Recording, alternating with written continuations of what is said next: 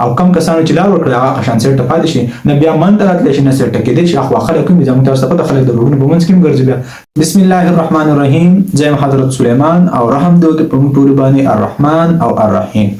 نن په ډیر اهم پوینټ باندې دا ویډیو جوړوم. هغه پوینټ دا ده چې کله ټریفیک زیات ترجمه نه پدې کې د خلکو ایمرجنسي راځي تاسو په چې مختلف خلک دي بیماران کېدای شي مختلف قسم هر څه حالات راتلی شي. نو په دې کې څوک په امبولانس کې را رواني څوک چې کم دی د خپل ګاډي ډب د اشارې لګولي په هغې کې را رواني. نو موږ له پکار ده چې لار ورکو دغه ګاډو له. خو مسله په دې کې څه دا ویډیو ما راخ کړی دی لپاره ده چې تاسو دغه مسله زه ووایم. زما سره په خپله باندې څو پیرې داسې سر شوی دی او ما لیدلي هم دي چې د نور خلکو سره زه وینم او دا وشي. هغه کار څه دی چې موږ روان یو په روډ باندې شاغړې ایمرجنسي صورتحال یو امبولانس رواني یا مختلف ګاډي را رواني او ډبې اشارې لګولي مطلب د دې مطلب دی چې دغه سره ایمرجنسي ده. نو موږ انډیکیټر ولګو او موږ څه شو لږ سایډ ته شو چې هغو ته لپاره لار ورکو. مسله په دې کې دا ده چې کله دغه ګاډی موږ لار ورکو او دا ګاډی مخکې لاړ شي نو په ده پسې شاته د مردکي په شان ډېر شي ګاډي نور را روان شي موټرسایکلې را روانې شي رشکې را روانې شي سوزکي را روان شي پلین کوچونه را روان شي.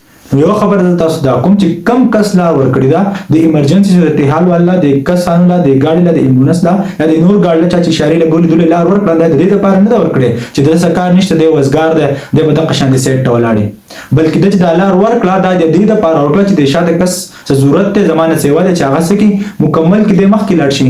کار دا دا چې کم ګاډي لار ورکړه هغه د مخکې تیر شي بیا د وسیدانو شاته روانه. دا زموږ د حد نه سیوا ډیر خراب عادت ده چې کم ایمرجنسي والا ګاډي مخکې لاړ شي نو دا شاته کسان دا نه ګوري چې دا لار چا ورکړل او چا نه ورکړي خو دا ټول روانه او شاته بس یو منډه جوړه ته چې چلو شو او کم کسانو چې لار ورکړي هغه شان سیټ پاتې شي نه بیا من ته راتلی شي نه سیټ کېدی شي اخوا خلک کوم زموږ تاسو ته خلک د روډونو په منځ کې ګرځي بیا. نو ډېره غټه مسله ده.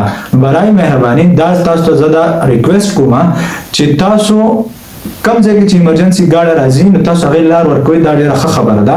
خو کم کسان چې شاته دي نو هغو له پکار دی چې تعدیل یې هغو نه کوي ګاډی ښه په لار باندې مخکې شي چا چې لار ورکړل هغه دې پسې لاړ شي بیا یې دا نور ګاډي ښه په ترتیب سره روان شي نو انشاءالله زموږ دا معاشره به هم ټیک شي او دا یو ډېر اهم او ښه پیغام هم دی د دې لاسه بیا نور حادثې نه راځي او روډونه به جام کېږي هم نه.